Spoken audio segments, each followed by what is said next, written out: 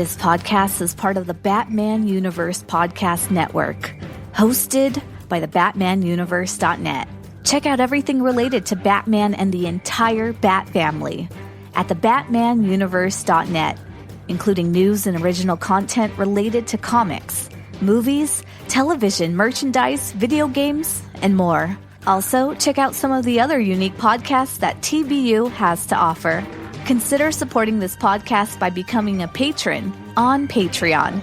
Even $1 can go a long way in supporting this content that you enjoy.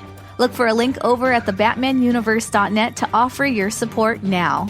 And now, on with the show. You don't like the Drake? I hate the Drake. I love the Drake. How could you not like the Drake? Who's the Drake?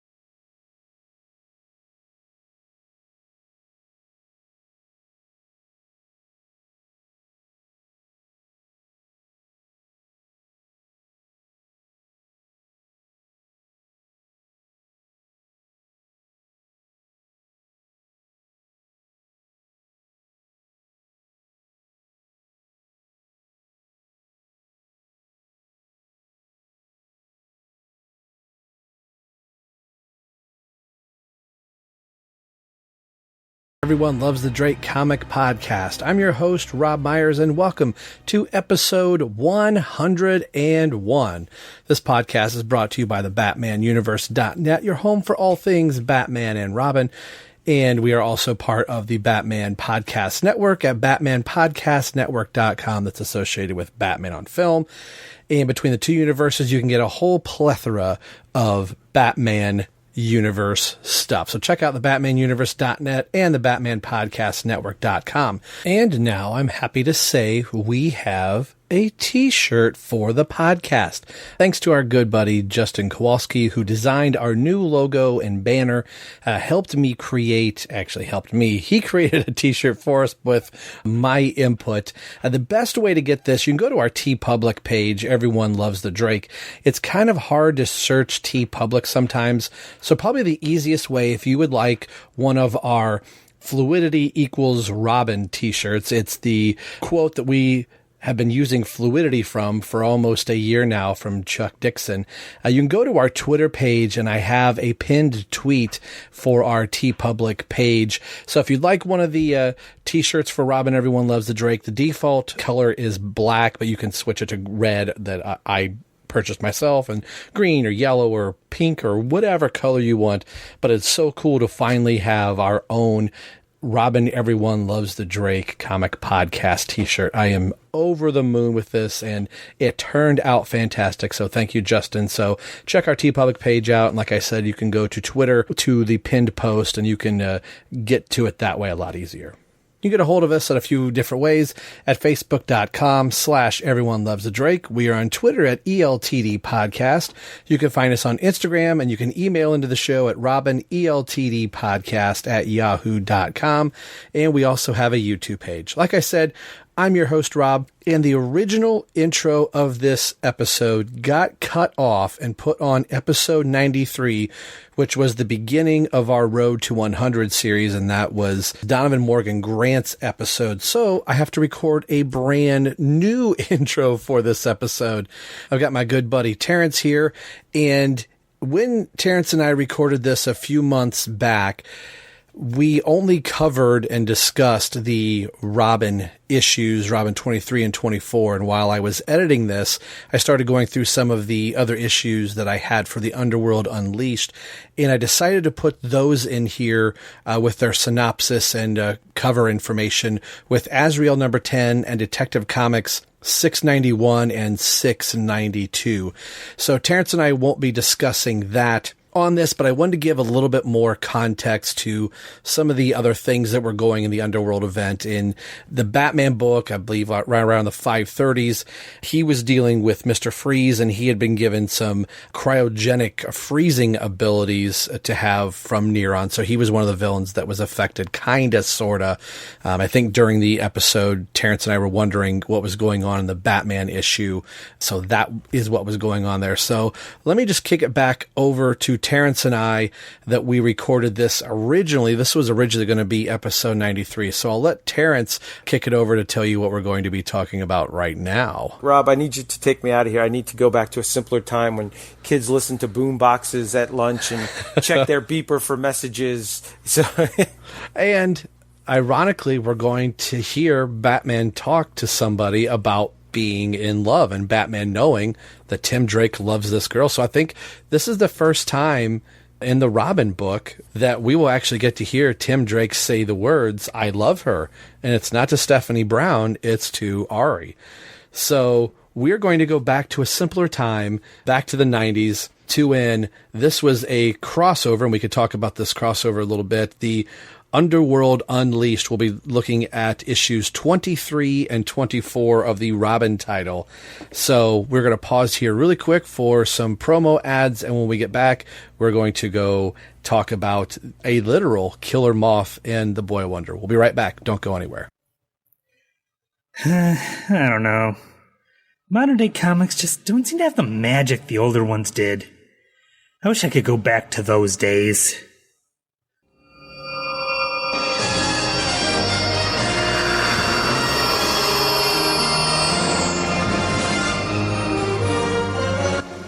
What the? Wait, you're me. But I'm me. How is this possible? I'm you, from the future. What happens to my voice? Oh, well, actually, I kind of was eating peanuts before I came back, and one of them went down the wrong tube. I'm still trying to get it out, actually. Nothing. Well, still, the future must be terrible. I mean, your hair's half burnt off. Oh, well, actually, I tripped and fell over the stove. What about the scar on your face? It's a paper cut. And the eye patch? I was looking through a telescope and accidentally pointed at the sun. Look, I have a reason for being here. I built a time machine so you can go back to the past and check out the comics of yesteryear. I figure you'll either enjoy the good old days or you'll gain an appreciation for the current comics. Maybe both. Can I bring some friends with me? Sure, but only one at a time. Well, there you have it. Join me, Mike Staley, and an assortment of co-hosts as we look over the world of DC Comics from half a century ago in my new monthly podcast, DC 50 Years Ago. Who are you talking to? Don't worry about it. Just check out DC 50 Years Ago on iTunes or Apple Podcasts, whatever it's called, and at dc50yearsago.podomatic.com. Seriously, who are you talking to?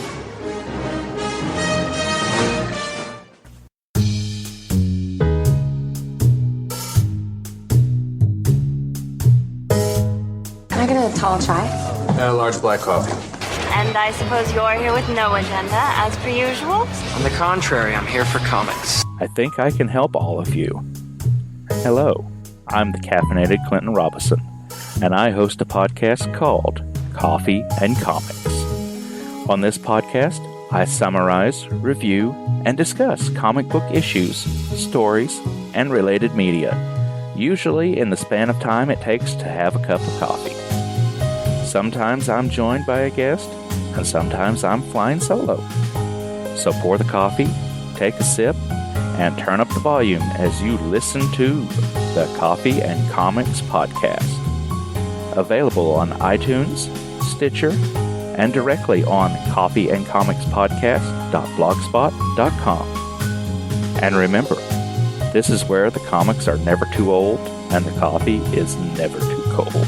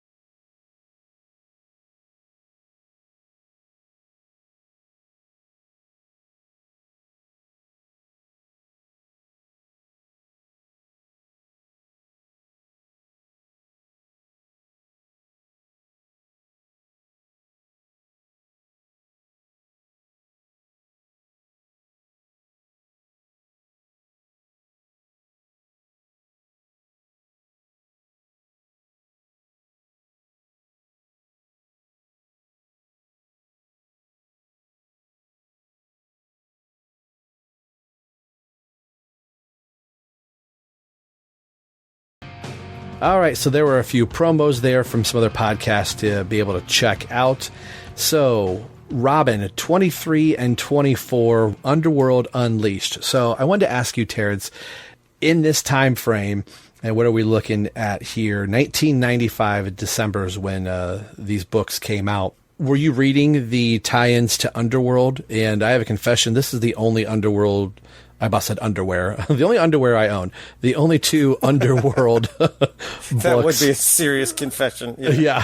I haven't worn underwear since 95. Did you tell Jim Lee about that? Yeah, and that's when security asked me to leave, and there was a scuffle. And he got freaked out.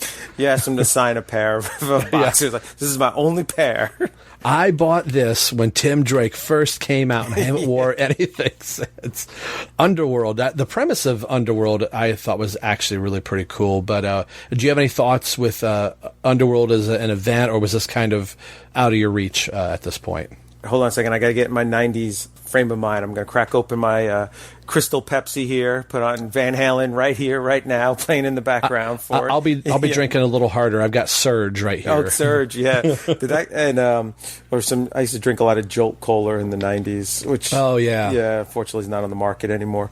But I wonder why. Too many.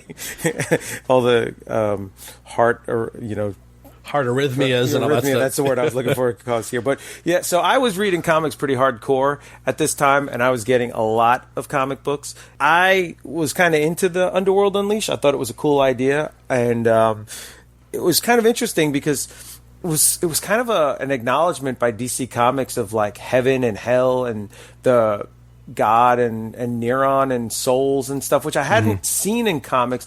Now, I guess it had been if I had read stuff like Constantine or maybe some of the Vertigo books or some of those things, but those weren't the books I was reading. I was reading, Nightfall, and I think there was a little bit with Superman going to heaven in The Death of Superman. And I remember one book where he met his father, and his father was wearing all Korean War, stuff. And stuff. It was kind of like an area, spirituality, religion. It was just kind of an area that comics didn't go to. I think it was, I don't know, maybe more out of respect for different religions and not wanting to say one over the other, and maybe the idea that comics really weren't the place for that because they still had that connotation of these are for kids and this is not what we do. So it was kind of really interesting for me to sort of read a book that was based in some sort of belief in higher powers and heaven and hell, and it doesn't take really one particular religious belief over another too much, other than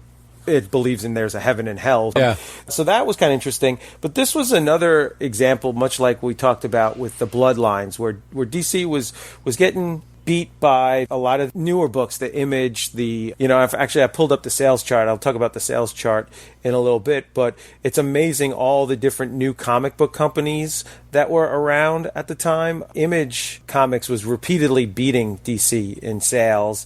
Dark Horse was there. There was Wizard Comics, Maxim Comics, Topps, Crusade, Acclaim, Chaos, Gemstone, Harris, Viz, Techno, Antarctic. All right, these are all competing with DC. There were so many independent comics, and there was this feeling out there, like I mentioned with the Bloodline stuff, that DC stuff was just old. It was old-fashioned. It was stale. It was goofy. Mothman and Crazy Quilt. And, the only way you could get any traction and make any headlines is if you kill your character or break the character's back or make the character go insane and kill the entire Green Lantern Corps.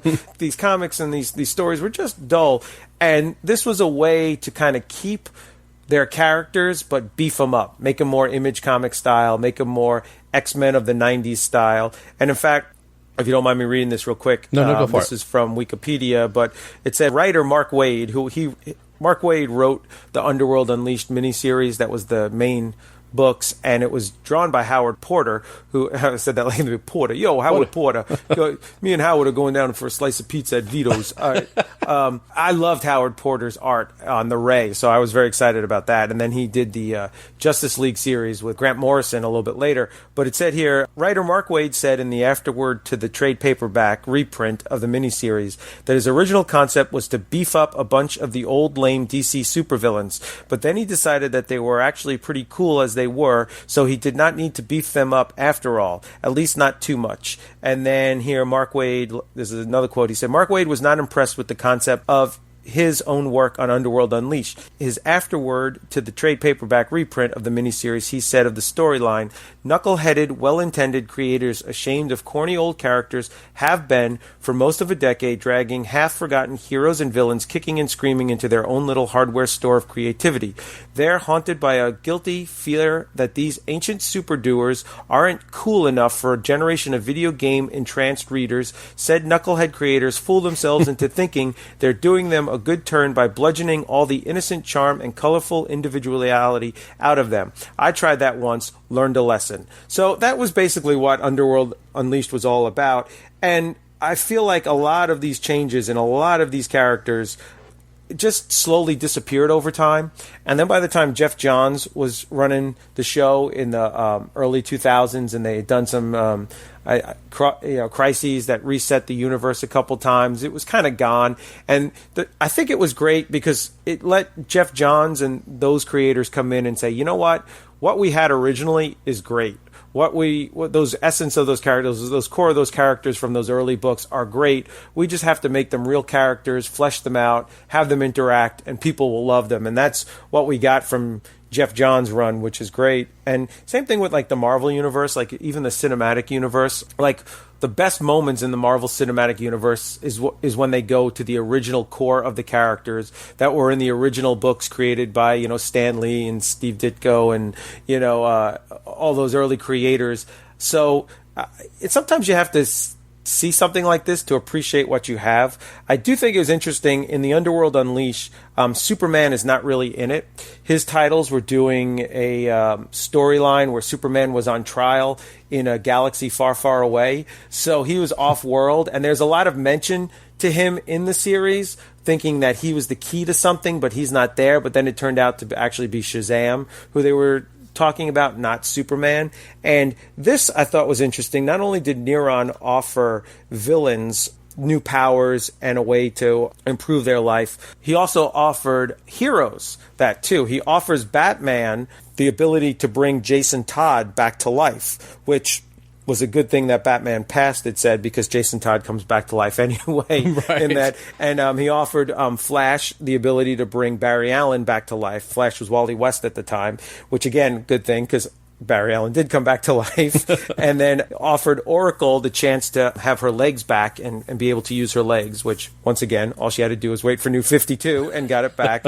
The one that I find interesting, I know Ryan's not here, but Azrael the Sixth, his real name was unknown, one of the potential successors to the mantle of Azrael, who seemingly fell to his death after battling Azrael number 5, which was Jean-Paul Valley, but was actually saved during his fall by Abracadabra, who was acting on the behalf of Neron at the time, and offered his life. As a result of his taking the deal, he survived the fall, then was given the armored Azrael Batman costume, which he used for illegal underground fights, and was also given the chance to kill the Batman in order to distract him from and keep him from discovering Neron's plans. So that must have been going on in the Azrael series, which I just haven't had a chance to pull out and take a look at. But that's kind of interesting. I wonder when Ryan gets his Azrael podcast up and running and gets to that, it'll be interesting to see what was going on with that.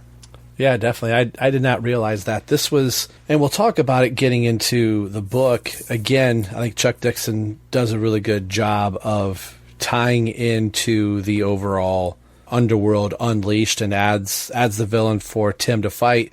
But this still, like, prepping for this, I was reading going, all right, how many other Underworld books we're going to have to tie in so this all makes sense narratively?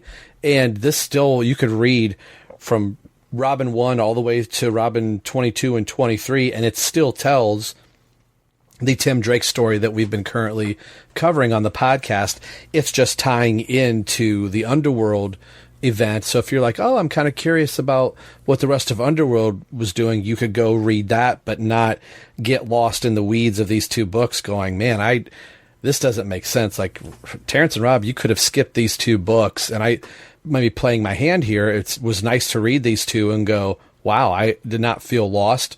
We're still telling Tim's story, and it's moving forward. So let's take a look at the cover credits that are part of the Underworld Unleashed event. And even though we did not discuss Detective Comics that were part of the Underworld Unleashed in this episode, I'm going to include those cover credits in a brief synopsis, as it's written by Chuck Dixon, of course, at the time that he was writing a lot of the Bat Universe character books. So I think this will give just a little bit more meat to the Underworld story, that you can kind of tell what Batman was doing at the time in Detective. But of course, with Detective, Tim Drake is also a part of another Underworld Unleashed event. And if that's not enough Tim Drake for the Underworld Unleashed event, Azrael number 10 also features Tim Drake pretty heavily. So as I was editing all this together, I remembered, hey, I think Tim is in Azrael. So it's ironic that Ryan is not here on this episode, but Ryan is moments away from launching his Azrael podcast. So he's going to get to this issue sooner rather than later. So it'll be kind of cool to hear how he talks about this issue as well. But again, like with Detective, I'm just going to read the synopsis for that and maybe go over a few bullet points. We don't have a discussion portion, but I do want to include that. And then at the end of our discussion for Robin 23 and 24, I'll come back on the mic and give just some brief overall things that I noticed in those two issues as well. And again, all this information comes from Mike'sAmazingWorld.com, a great resource if you're trying to figure out who wrote what, or who the inker was, or who did the lettering. It's just a marvelous resource. I can't recommend this enough if you're a comic book collector or a podcaster. All right, the cover credits for Azrael number 10 read as follows. The cover date is November 1995 with an on sale date of November 5th, 1995. The cover price is $1.95, and the editor is Archie Goodwin. The title, Arena.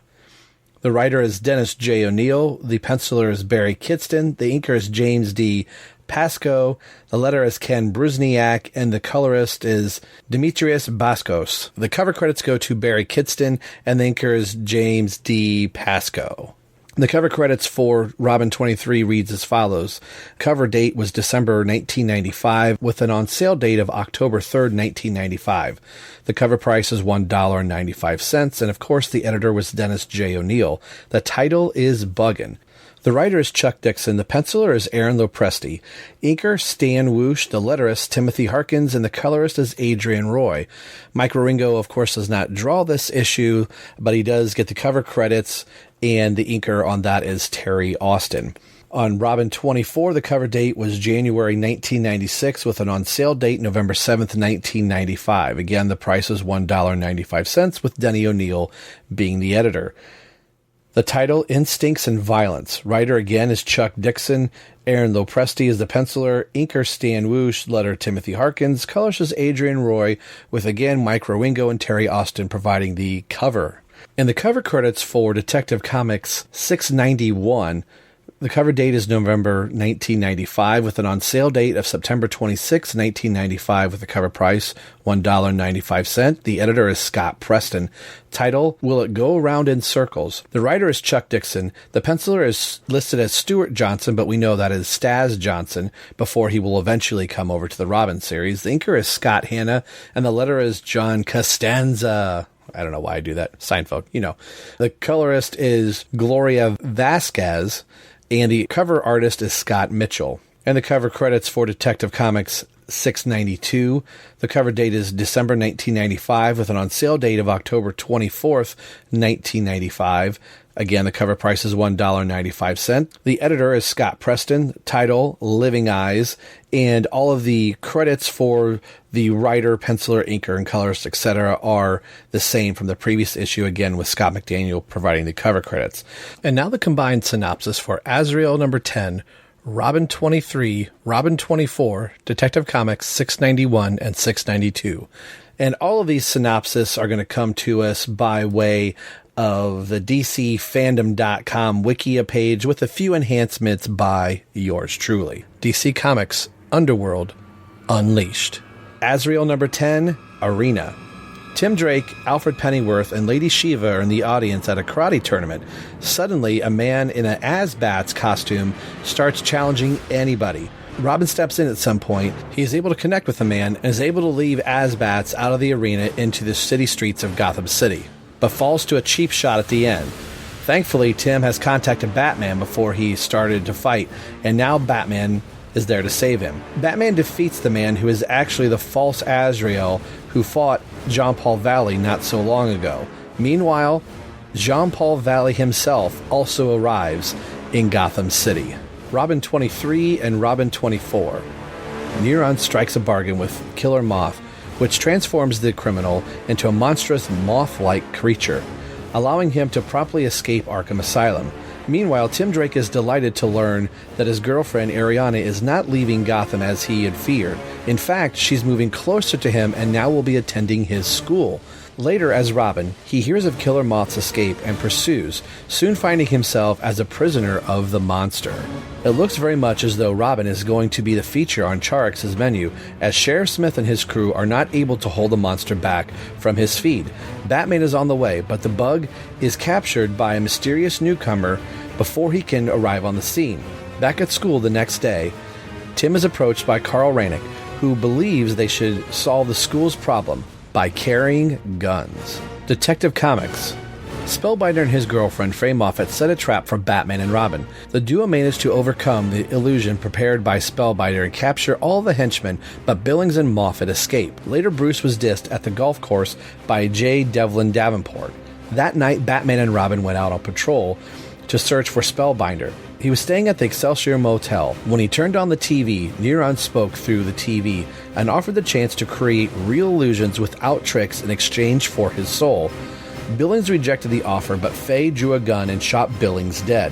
Then asked Neron if the offer was open to anybody or just Billings, to which Neron answered that he was actually speaking to her the whole time. The Major Crimes Unit was called upon to investigate the murder, and Montoya went on a date with Johnny. Batman and Robin investigate a possible robbery target, and when they arrived to the place, they found the guard was having all kinds of delusions. They met Faye as the new Spellbinder, with powers given to her by Neron. She twisted the duo's reality perception and attempted to get away with the stolen gold. When Batman and Robin managed to follow her, she demonstrated the limits of her new powers by taking Batman and Robin into a surreal white nothingness. Batman and Robin were under Lady Spellbinder's mind control illusion. The duo was unable to stop her from taking the stolen gold. At the Batcave, Batman asked Oracle to help on this case. As Tim was walking out of Wayne Manor, he found Madeline Colbert speaking outside of the manor. When he asked for the reason of her being there, she told Tim to shut up and went away. Oracle provided Batman with helpful answers on the matter, and Batman knew how he would fight the powers of the new Spellbinder. The next night, the police were informed of a woman making use of a hotel suite and was making people see things. Batman showed up and tried to stop Moffat.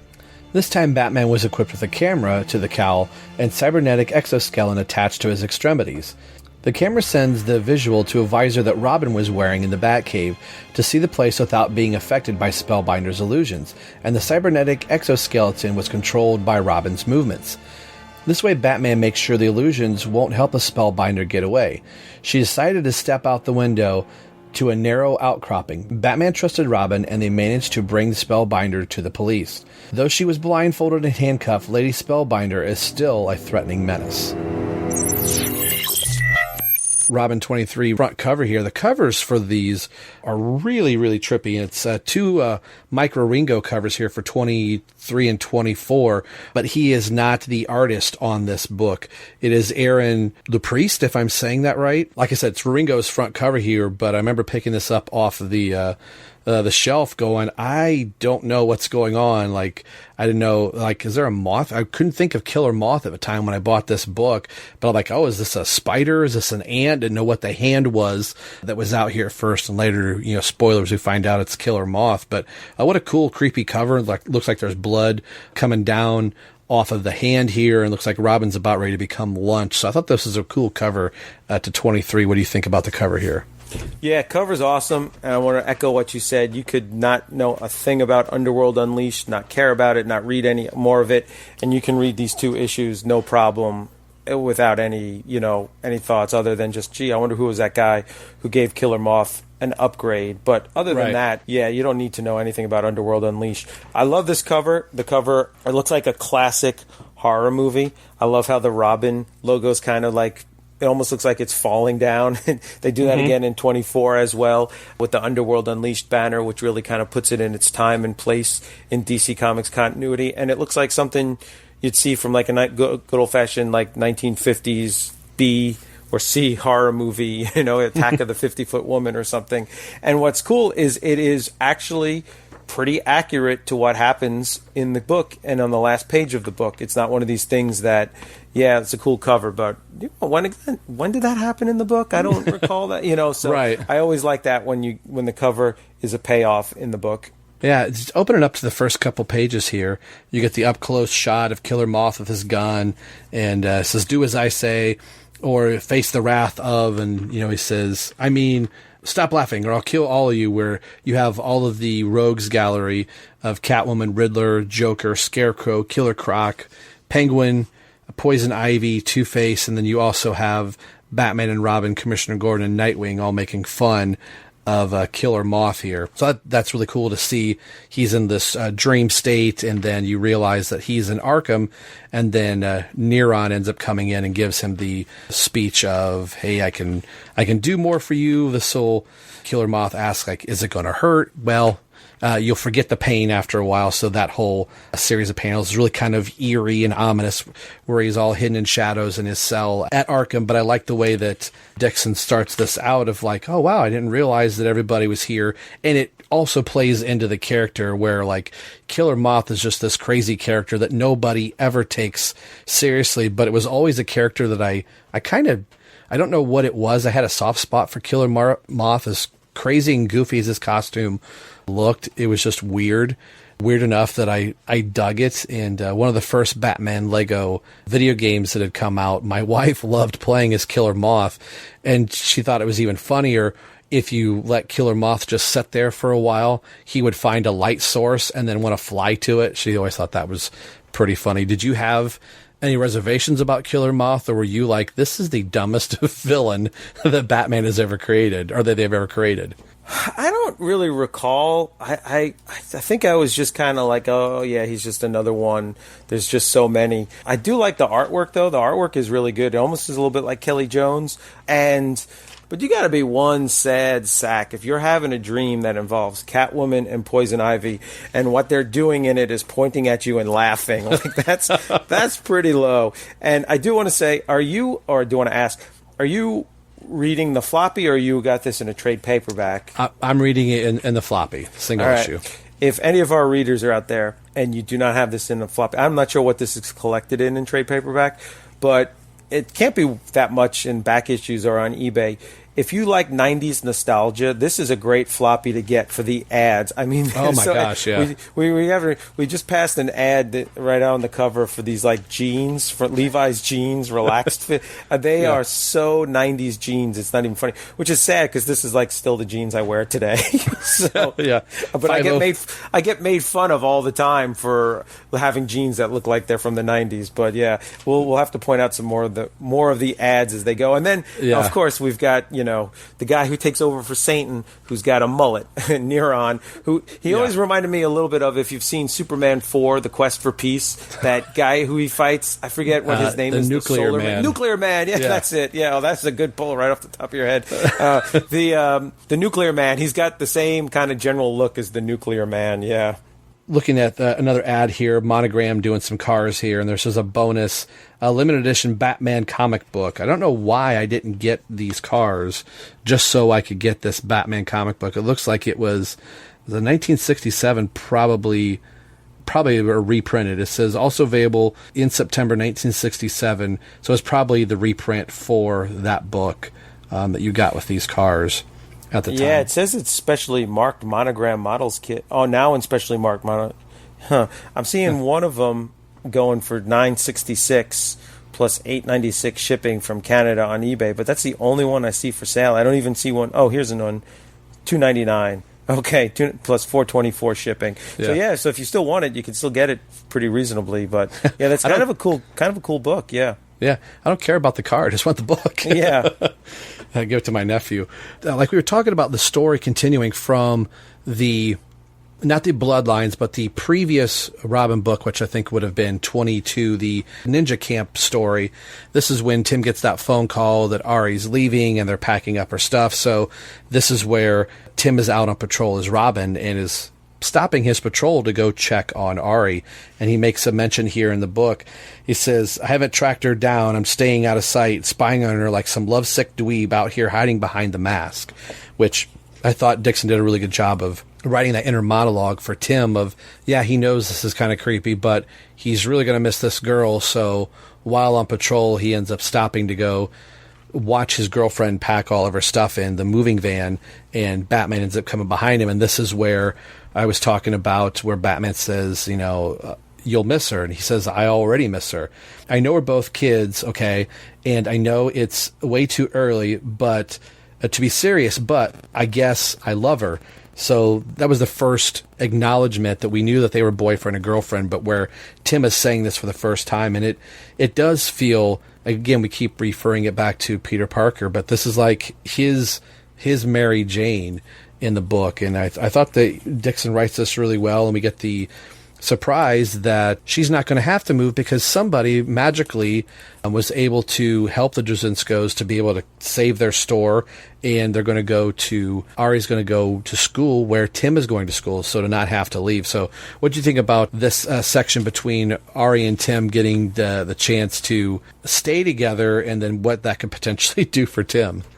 I like the use of the term dweeb. It's very 90s. I don't know if kids still say that these days. This is kind of like the most touching and believable moments where I kind of buy the Tim and Ari romance, because like I said, I was always more the Stephanie Drake kind of side of it. I guess the whole Betty and Veronica thing. So but this is actually where you kind of like, oh wow, the guy, you kind of see it. You kind of get it. And I even like these Batman moments where he's looking at Robin and Tim as, a kid and looking out for him and cares about him, and would buy later on you find out he buys the building so they can stay around Gotham and move to a neighborhood where they can go to school together. And, sometimes you see in Batman comics, the more serious ones, people are lambasting Batman for his use of the Robins, and he's like, how dare you, bring these kids into your war, and you're just using them for your war and stuff. And I never bought that, never liked that. Always thought Batman was doing what was best for the Robins. So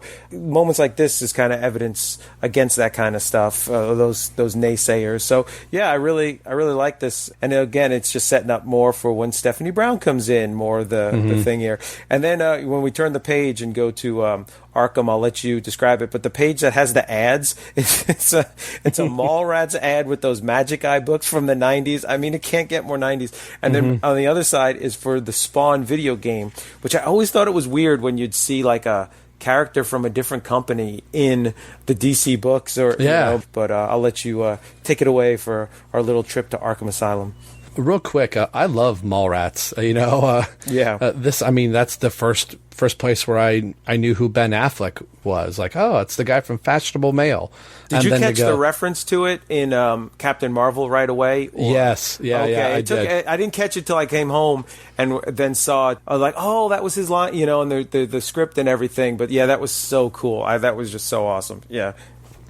So we were talking about Arkham Asylum here, and I like we get a little shot of Jervis Tetch in here, and Neron has already affected Killer Moth at this point, and this is really, really cool and eerie. You get the Mallrats ad breaking it up a little bit, but they're going in, and I always forget, this will tell you how not infamous Killer Moth is. Drury, I always forget his last name is Drury.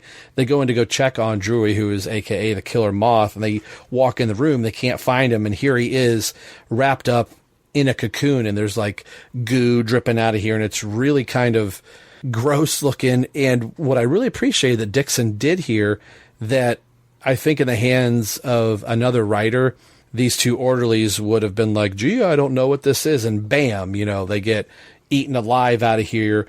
But you have one of the orderlies realize what this is.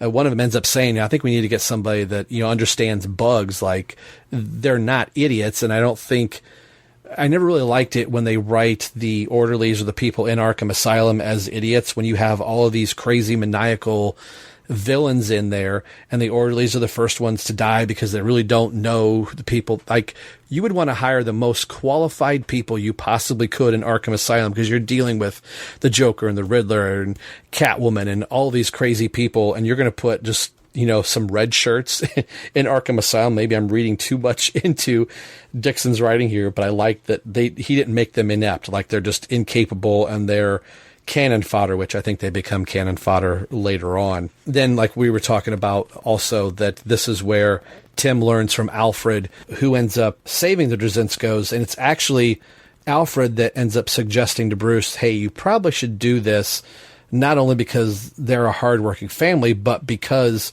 she means something to Master Timothy, and this will probably end up helping Tim in the long run, helping Batman. If he's not so lovesick about his girlfriend leaving, he may not be that good in the field, and Tim will be lighter on his feet, maybe for the wrong reasons. But I thought that was a nice little exchange here, and you find out that Drzinsko's place was bought for 3 times more than what it was worth. So I thought that was pretty cool. And I also like on the bottom of page 10 here, looks like some broken remains of the classic 1950s, 1940s Batmobile, that I can't tell if these are just different Batmobiles. It's probably not broken. It's probably different Batmobiles. Looks like maybe the Superpowers Batmobile is right underneath Tim's elbow. It's hard to tell what the one to the right in front of Alfred is, but you can definitely tell the big face and the big fin in the 1940s Batmobile. And then, before we get to the next ad on page 11, is one of the psychiatrists and the doctors coming in to look at the cocoon in here. So what'd you think about this section? I agree with you. I like how the orderlies are kind of smart, because he says, forget a shrink, this guy needs an entomologist. And I was like, ooh, big word. That was good. Right. I learned that word from the X-Files, because there was an episode where like these bugs take over a town, and there's an entomologist named Bambi who's quite attractive, and Mulder's working with her, and Scully's getting kind of upset. And I think, I don't know. No, maybe not. I know Stephen King wrote an episode. For a second, I thought that was the episode Stephen King wrote, but now I think it's not. I think that was a different episode. Yeah, and then the ad that you said we'll get to is for Nintendo Game Boy Street Fighter 2. I mean, it just can't get more 90s. I love it. I absolutely love it. And then on page 12, here comes the golden rule. If you're going to change your character's name from Killer Moth to something else, could we please do it to a word that I can pronounce? Because I'm not sure I'm saying it right. So all of you correct us on Ariana. Charax? Is that it? Charax? That's how I was reading it. Yeah. Charaxex, which you find out actually means butterfly. Oh, is that what it means? So okay, I think it'll be in a little bit from Alfred. He looks like, you could just call him Killer Moth. He looks like a literal killer moth, but then you call him Charax. Like, I don't know. It's like you do this whole character revamp here, and then you not only revamp the character, but you revamp his name, so now he's not Killer Moth anymore. So, I mean, he's epitomizing everything 90s, long tentacle legs and bug eyes and legs coming out of the side of his mouth and fur and goo and ooze. So it's like you're leaning right into the 90s, but like you said, I want to be able to pronounce the names and not try and look it up online like Google Translate. So then we end up moving to Gotham Heights High School. So this was actually one of my favorite sequences that repeats throughout the series here. I mean, I liked all the Robin stuff, but getting into Tim's daily life. So it's one thing to kind of have to dodge Ari being in neighboring schools being Robin. Now he's having to dodge her in his own school, and you're getting Ives and his girlfriend. So I think this is the first mention that Ives is with somebody that, she says here, I bet Tim doesn't have to make Ari go Dutch. And Ives says, I can't help it, but my mom and dad make me bank everything for college. So really leaning into, like, Ives is really a nerd, and he's saving all of his money for college. But what I like here, and I think the three of us had talked about before, is, I'm blanking on his name now. I should. Carl, is it? Yes, Carl. Hold on. Hold on. His grave is on the cover of Robin 26, which I have before me. Carl Rannick. Yeah. So by the end of this, in the foreshadowing for what's to come for Carl. Yeah, foreshadowing how it's going to land for Carl here. See you again during Blackest Night, Carl. Yeah. Right. So I think we had talked about this during the ninja camp, because he was part of the ninja camp event as well. As we were speculating at the time, I don't think this is going to end well for Carl. He's the typical high school bully, thug, jock. He's got the pretty blonde girlfriend and rubbing it in Tim's nose. And guy's got some balls here to be flirting with Tim's girlfriend while he has his own girlfriend on his shoulder, and Ari is calling him out on it, like, oh, he's just flirting with me. But, you know, she's probably the cheerleading captain on her team and going with the high school quarterback here. And Tim is having to play the whole restraint line really well. So I really adored the panels that deal with Tim and his school days and who he really is as a character. It's great that we're getting so much dialogue and context in here that I really feel like I know all the characters that are standing around this table talking to one another. So when Carl comes up, you go, ooh, I don't like that guy. By the end of these two issues, you know, like, okay, this is a guy we cannot, this is a bad seed for Tim to be dealing with. Rewritten by Tom King. Hey, who's the Russian chick? She's not a Russian chick. Well, kind of you are a Russian chick. Okay, I am the Russian chick. But who is the Russian chick? Wait, she's my Russian chick. Hey, I'm not your Russian chick. Oh, but I thought you weren't a Russian chick. That's right, I'm not a Russian chick. Like, 8 pages later, I kind of wanted this last panel to be rewritten, like kind of maybe break down the fourth wall, Deadpool style, where he says, you run into trouble, Ariana. You look me up. And then Tim says, what do you think he meant by that? And she says, he's just trying to impress me. I want her to say, he's just trying to foreshadow to the next few issues or the next story arc, you know, because this is all this is. This might as well be an ad for, 25 and 26. But still, I like it. I like when they put those little hints of what's to come. It shows that Dixon had a master plan. It shows that there's an arc. And then when things do happen, it's not like just out of the blue. It's like, I kind of know this guy. I've seen him before. It's kind of cool. And we have the hindsight to make fun of it because we have issues 25 and 26 and we know all this and all that. But if you're reading it monthly and it's just coming out, you don't know that. You don't know what's to come. So it is. Yeah. I really like this kind of stuff in comics. As much as I goof on it, I really like it. Oh, yeah. Same here. Like you just said, with it being a monthly book, that it would have to be 4 or 5 months before something pays off. So you make it to the 6th month and you're like, Carl, is that the guy cleared back from Ninja Camp, 6 months ago? And you would go, wow. Like you said, the hindsight of it all being in a trade, or we've got 5 issues to breeze through. And you're like, oh, I see where they put that together. But back when, things were monthly, and most books, I think, are back to being monthly now rather than a couple DC books. It's nice when things pay off. So we get Killer Moth breaking out of the Arkham Asylum. Now we've got full guards in riot gear coming in, trying to take down Killer Moth. And something I thought was really funny on page 15, seeing the Mad Hatter is so short he has to stand on a stool to look outside the prison bars to be able to see what's going on. And just the eerie lighting. I think Adrienne Roy did the coloring in this. Her colors are really great.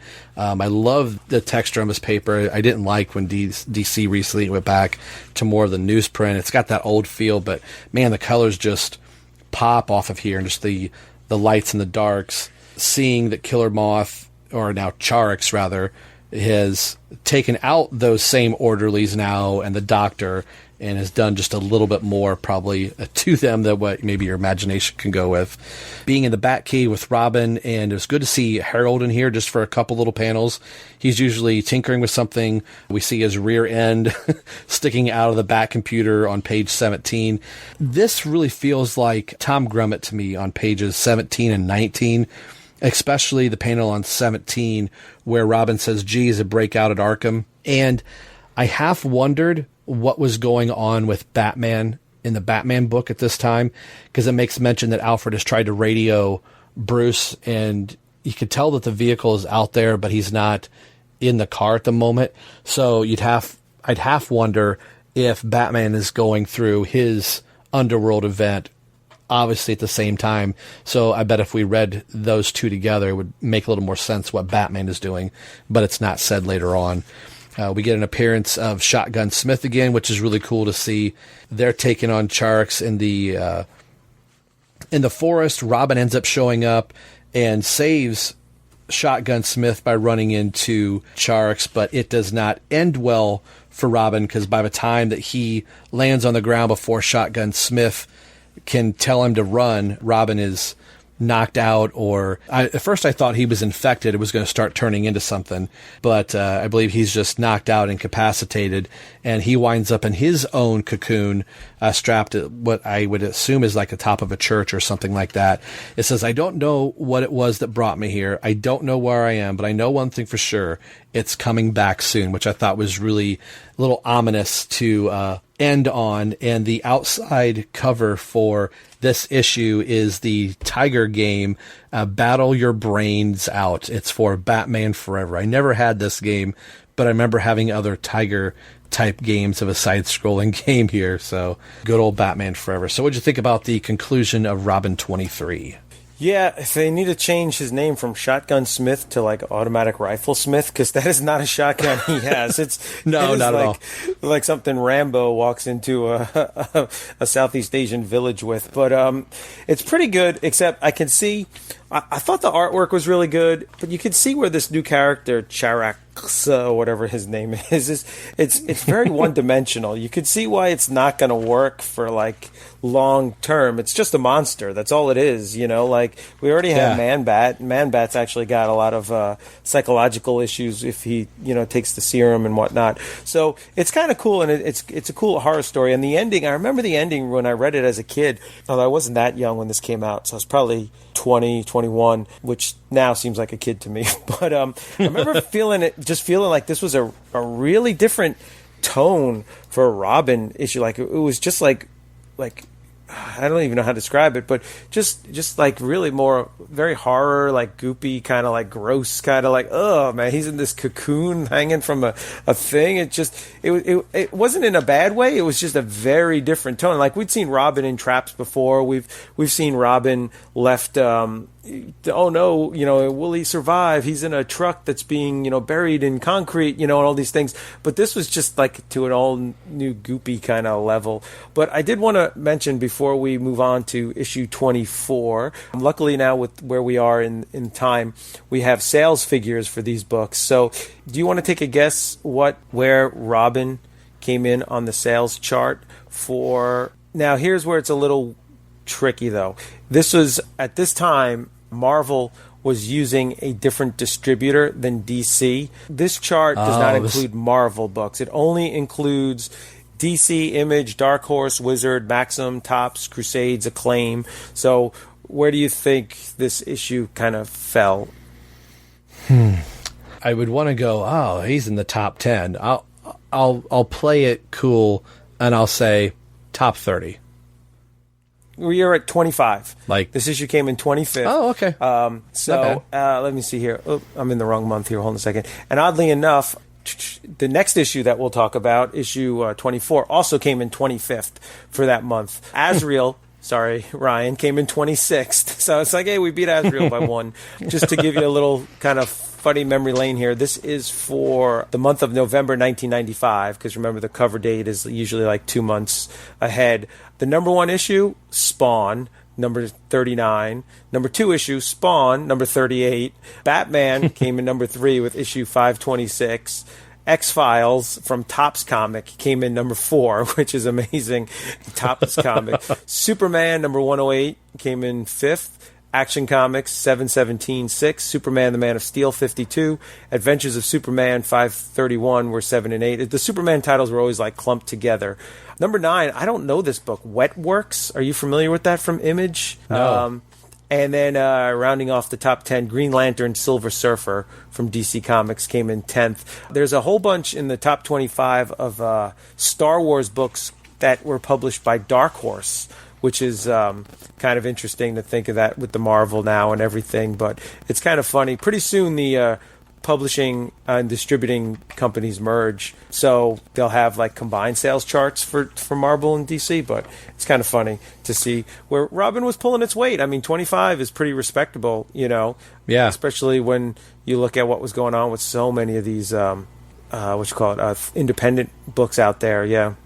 Right. And I was just looking up what works here, just some images. I do not recognize these at all. What Works is an American comic book series created by artist Wojciech Portaco, if I'm saying that right. Oh, Wallace Portacio? Portacio, yeah. Yeah, he was working with, he was one of the Image guys with Jim Lee, but I never really read that stuff. The only Image book I got was The Max and Spawn. That was it. 24 here has a cover date of January 1996, so we're now into a new year here. Again, another Micro Ringo cover here, which is really pretty cool, and it's indicative of a lot of the Underworld comics. I was kind of scrolling through some of the other ones where was a two-part story, and usually all the books, where now the main villain is on the front part of it here, and it was...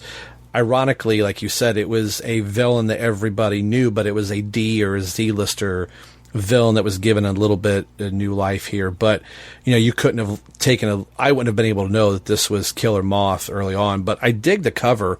I like Robin's expression on his face. And like you said, the Robin logo is displaced from where it normally is, with the Underworld being the top part of the book, and it's off to the side, but it looks like it's still part of the carnage that Charex and Robin are in. I love the greens, browns, and reds on the front cover here. That's just got a really nice look to it. What do you think of the cover here for 24?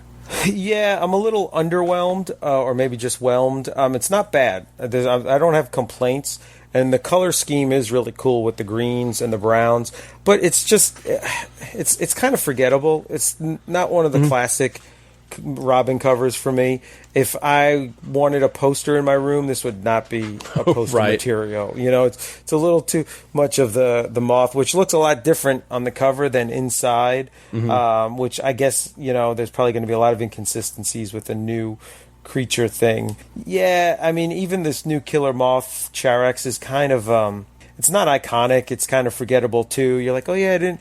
In a year from now, I'll be like, yeah, didn't they do something with that? What was that again? Oh yeah, that's it. Like, it doesn't just something burned in your brain forever, like the S on Superman's chest or something. So right. So not bad, but not the greatest. I've seen a lot better. This issue, I think, as far as you and I discussing it, these first 6 pages go rather pretty quickly. It's basically Robin in the Killer Moth cocoon, or Charex's cocoon, fighting for breath and to struggle out. Not really sure how he's going to get out of the situation that he's in.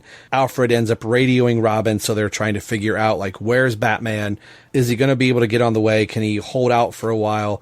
And this is where Alfred is starting to tell Robin who and what Charex is. This is Shotgun Smith, now going through the forest after having seen probably Robin get taken away, or probably assume, like, hey, Robin was here one minute, now he's not.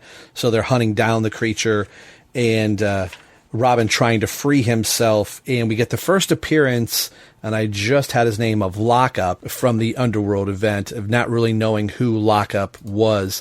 And his name is Lyle Bolton. And he's somebody that's in the Underworld series that... He was from the animated series, yeah. Yeah. It says Lockup escaped and has captured a minor street criminal, Alvin Draper, actually Tim Drake's other undercover identity, when Nightwing found out his hideout. So that'd be kind of cool to see where this also takes place as well. So it looks like there's a little bit of other parts of a Lockup in here. Like I said, he was in the animated series as well. Yeah, real quick, this is a really quick read for a couple of reasons. Number one, there's at least 5 or 6 pages that are just foreshadowing for future issues. The 25 and 26 with Carl with the guns at school, and then a future Lockup story. And Lockup, yeah, he originally was a character from the animated series that they brought into the comics. This is his first appearance in the comics, but it's just a minor cameo. He then later he starts running like a secret prison for villains, which is kind of what Damian is doing in Teen Titans right now. Right. If you've been reading that, which I've actually kind of enjoyed that. And then he becomes a big part of some of the major tie-in stories. I think the Cataclysm, where there's the earthquake and stuff, because Batman just can't handle everything. So Batman kind of tolerates his prison, but because it's better than having all these villains out on the street, but it's not ideal. So yeah. And then the other thing that makes this really quick is if you notice the panels are really large. Yeah. There's some splash pages, and I think that is again trying to be like the Image Comics, where the art was definitely the main up front. Exactly. Main feature. There were lots of big splash panels. There were lots of 2-page panels. And so I think this is just kind of a sign of the times of the book, which makes it go really fast. But I do love the Peter Parker moment, like you said earlier in the other issue, Rob, where you love those Peter Parker moments where Robin's hanging there. He's trying to run through everything going on in his mind. What's gone on with Killer Moth? What is this monster going to do with me? And then he says, and I have algebra homework. Like, I love that little bit. Yeah. But I have to say this. All the stuff going on in this issue, the Killer Moth story, Batman, Underworld Unleashed, foreshadowing for the Guns at School story, foreshadowing, or as we say in New York at Vito's Pizza, foreshadowing, for the Lockup story, tying it all in, putting in Shotgun Smith, putting in Batman. Chuck Dixon does it really well. There's a lot of great fluidity throughout the story. It does not feel chunky and chopped up. And is this part of the story, or is this panel ad for the next issue? Right. It flows very well. So good job on the fluidity, Mr. Chuck Dixon. Yeah. Yeah, I mean, you basically just encapsulated the whole entire issue. At one point, if it had not been for Lockup, he probably would have died here, because he was seconds away from getting killed by Charax. Lockup comes in, shoots him with the web, and then Robin blacks out again, only to wake up with Batman here pulling him out, and barely got away by the skin of his teeth. So, like you said, this moves really quick, and the panel layout, I think, lends to that. I think Batman looks really good here. Tim Drake looks great too. There's a lot of scenes with him fighting, his cape flowing. I mean, the artwork's great. The Moth, there's a lot of detail on him. Like, these guys who are they, Low Precy and Walk, they spent some time on this here. It wasn't a rushed job. No. And so it looks great. I forgot about Lockup. So as I'm as I'm reading this, I'm thinking, oh, please don't let this just be Batman comes in and saves the day. I want to see Robin get himself out of this. I want to see, and as I'm reading it, I'm getting the feeling, oh, this is just going to be Batman comes and saves Robin. And then for the whole Lockup thing to happen, I was kind of like, oh, this was a turn. This was different. Who is this guy? What is this guy now? Mm-hmm. I had the luxury of reading it in 2019, where I jumped right on Wikipedia and all these DC wikis and all that stuff and read all about it. Reading this book back in the 90s, it would have been cool to be like, wait, who was that guy? What's going to go on? And you have faith that Chuck Dixon will pay it off somehow, Yeah. And that's one of those things, too, that I've always admired about the Robin book, that we're not having to rely on Batman still to save the day in Robin's own very book. But I think it lends itself this way, that Batman was just getting off his case from his own underworld moment, that Batman would have arrived too late. If it had not been for Lockup, he would have found a second unfortunate dead Robin here. So I think it plays better that it's Lockup, that it leaves us wondering who it is. And then, like you said, tune in, viewers, next week on Robin, Everyone Loves the Drake, or maybe not back then. This is where we get a little bit of foreshadowing that Carl might be packing a little bit of heat here. And I thought this was, when I was first reading this way back when, thought, he wants to have a private conversation with Tim. I thought, okay, here's where the swirly comes in. Here's where Tim's going to get beat up and shoved in his locker. And it's for Carl to go, hey, you need to kind of pick your side. And, there's a lot of gangs and things going on. You want to try and protect your girl. And, hey, this seems totally weird and bizarre. My dad gave this to me and said every boy should have one. And Carl's holding up a gun. And I love that the inner monologue from Tim saying, making other people ask questions. I wasn't listening before, but I'm listening now, as Carl's holding the gun in his hand, to be continued. So, like you said, this issue went very quickly, but it wasn't a quick one of like, man, they really phoned this in. The artwork is done very well. I wish there was a better villain in this, where you would have wanted to come back to this issue over and over again and go, oh man, that was such a great fight with the Riddler, or the KG. Like, the KG Beast would have worked very well in this type of story, if it wasn't an Underworld Unleashed where Tim was strapped to a bomb or something like that, or an Anarchy story would have been really cool. But I think Dixon does a really good job of still telling the Tim Drake story while still leaning into the main event story. I think if this would have been the Batman book, he probably would have to play a little bit heavier hand into what Underworld is doing. But it's nice that, like we said earlier, you could read 23, 24, 25, 26, etc., and still keep the main thread. And then you can kind of forget the villain in this, but the other surrounding parts of the story, I think, is what it really saves this book, is the other world Tim Drake events that are going on. What are your final thoughts for 24 and then just 23 as a whole, and anything else for Underworld? All right, so I forgot to mention on issue 23 on page 17, the top panel, another great 90s moment. Robin comes in and says to Alfred, "I got your beeper message, Alfred. What's up?" So, kids, if you're from a later decade and have no idea what a beeper is, ask your grandparents, because we all had them back in the 90s. Yeah. The bat signal is not a beeper. Exactly. That's right. Yeah. Doesn't get dated at all. So, yeah, once again, this was a cool Underworld tie-in. For the life of me, I don't remember at all what went on in Batman during these Underworld issues. I guess from what I read there, he gets offered to bring Jason Todd back. But yeah. What other villains? And I do remember, and it was on there, that the Riddler turned down his offer, so the Riddler stayed the same. But other than that, I don't really remember. So I may have to pull some of those out one of these days and revisit the Underworld Unleashed series. But,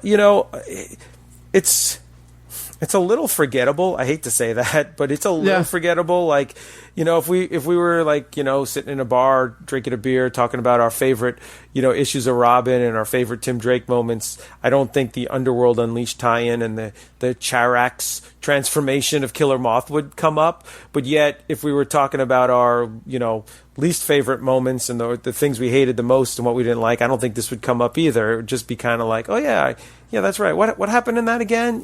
So when you look at the whole run of the series and you look how long it went, you're going to get issues like that. You're going to get story arcs like that. It's what it is what it is. But I got to say, rereading them this morning, it was enjoyable. I liked it. I had fun with it. So, and that's all you can really ask for a comic. Hey, did you enjoy reading it? Yes. Okay. Enough said, so. Oh, yeah. That's kind of my take on the whole thing.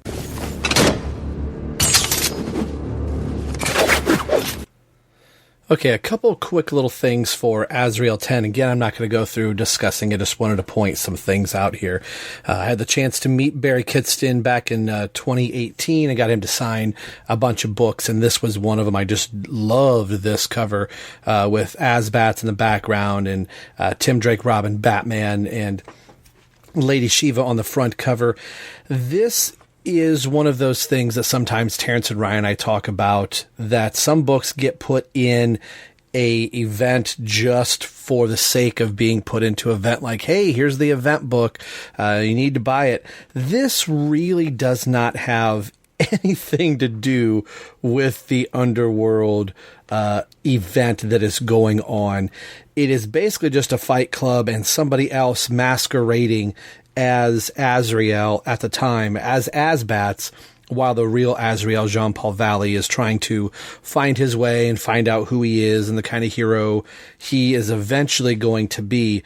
So the thing that made me really buy this was the Azbats costume, way back when, and, finding out that this guy is masquerading as Azrael, and that is just the biggest plot point of this story, that this is actually going to wind up in another Batman Azrael fight, and this is going to lead to Azrael fully coming back to Gotham City and helping protect Gotham. So with it having the banner on the top of it, it's not really, there's no villain that's getting special powers.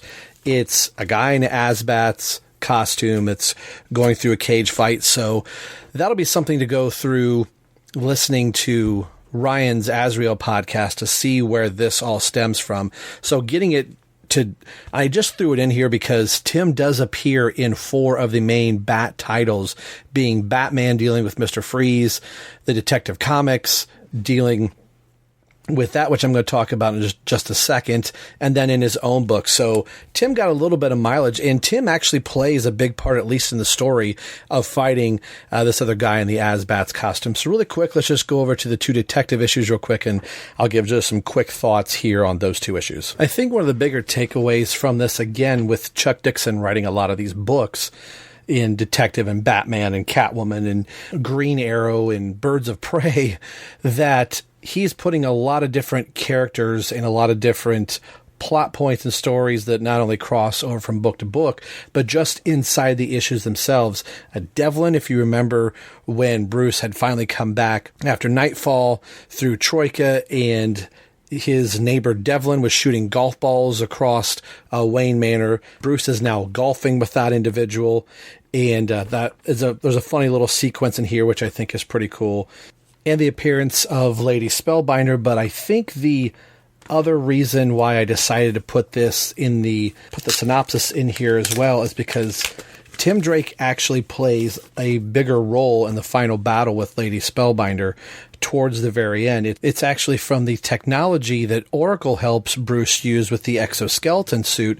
The Bruce is wearing the goggles, and Tim is the one that is kind of sort of the puppet master here, guiding Bruce through this almost virtual reality that he has to maneuver through, that Bruce can't really see what he's doing because he would be directly affected by that in front of Lady Spellbinder. But Tim being in the Batcave, looking through the goggles that Bruce is, but wearing the exoskeleton suit that Bruce is, and kind of controlling Batman almost in a video game style, I thought was a really clever way to defeat the villain here.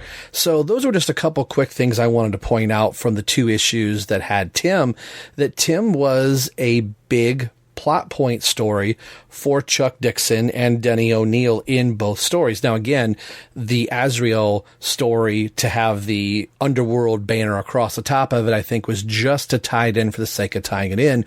But it was a cool Tim Drake moment, and it was a way to usher in Azrael officially to the Bat family, and that'll play out, as it will through that series.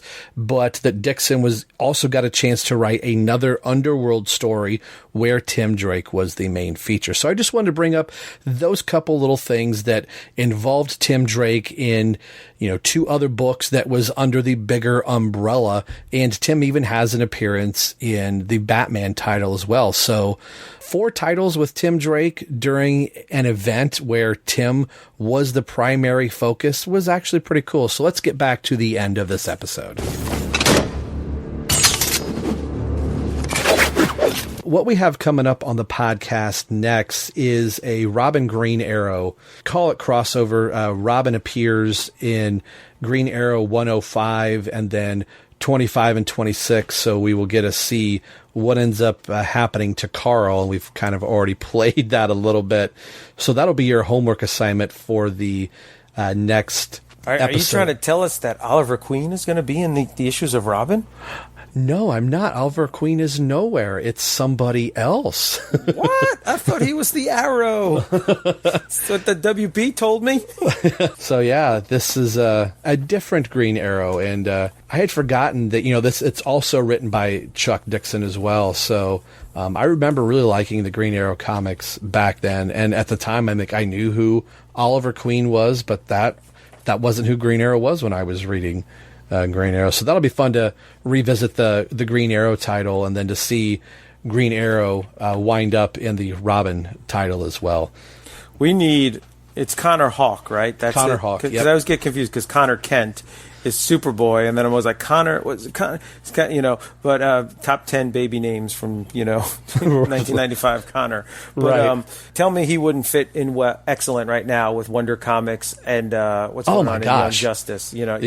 I would love for him to wind up in Young Justice. That'd make my day to have Connor Hawke there, and I thought that was a really good pairing of having another trinity, if you will, of having Connor Hawke, Wally West, and Tim Drake be right there. I always wanted to throw in Kyle Rayner into the mix too, but Tim Drake really didn't cross over much with Kyle Rayner, but Connor Hawke. Yeah, Kyle did. always seemed like a little bit older. Like Older, yeah. It'd be weird for them. Like Nightwing and Tim can hang out because they're basically brothers. It's okay to hang out with your brother if he's 6 years older than you, or hang out with your little brother. But if it's just another guy, like 6 years... It'd be like a freshman and a senior hanging out. It's kind of weird for like a 14-year-old to be hanging out with a 21-year-old if they're Right. not like somehow related somehow. Cousins is okay, but just, we both like to wear tights and beat up people. Yeah, maybe not. Maybe not, yeah. I'll see at the DC family reunion. Exactly, yeah. Well, I think that's where we're going to end this episode, folks. We've got some cool things coming up here. Terrence, if people want to shoot you a message out there on the interwebs, where can they do so at? No, I don't even know. I don't even use Twitter anymore. So contact Rob, and then he'll forward the message to me. Yeah. I don't think anybody sent me a message since I've started doing this podcast. So I think we're okay on that stuff. But send me the message. Pass me the note in class and say, hey, can you hand this to Terrence? You know what you could do? You could send me a message to my beeper. It's Rob's got my beep. So message Rob, and he'll forward you my beeper number. Yeah, there you go.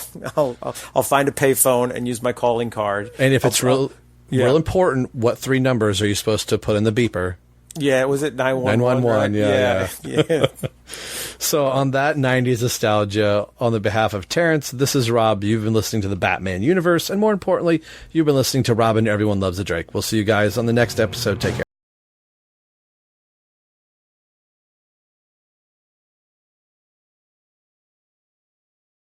Everyone Loves the Drake podcast. This has been brought to you by the BatmanUniverse.net.